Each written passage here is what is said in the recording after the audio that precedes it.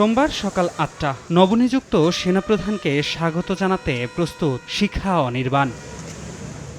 ৮টা ৩০ আসেন সেনাবাহিনী প্রধান জেনারেল ওয়াকারুজ্জামান, করেন পুষ্পস্তবক অর্পণ।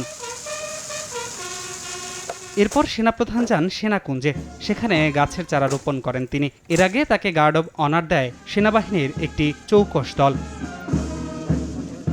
এবার গন্তব্য রাজধানীর ধানমন্ডির ৩২ নম্বরে। সেখানে গিয়ে বঙ্গবন্ধু শেখ মুজিবুর রহমানের প্রতিকৃতিতে ফুল দিয়ে শ্রদ্ধা জানান নবনিযুক্ত সেনাপ্রধান। এ সময় তিনি জাতির পিতা এবং তার পরিবারের সদস্যসহ ১৯৭৫ সালের ১৫ আগস্ট শাহাদাত বরণকারী সবার রুহের মাগফিরাত কামনায় দোয়া করেন। এরপর পরিদর্শন করেন বঙ্গবন্ধু স্মৃতি জাদুঘর।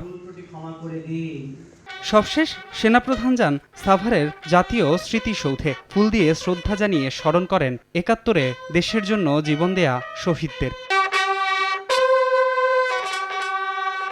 পুরো সময় নবনিযুক্ত সেনাপ্রধানের সঙ্গে সেনা সদরের ঊর্ধ্বতন সামরিক কর্মকর্তা সহ অন্যান্য কর্মকর্তারা উপস্থিত ছিলেন।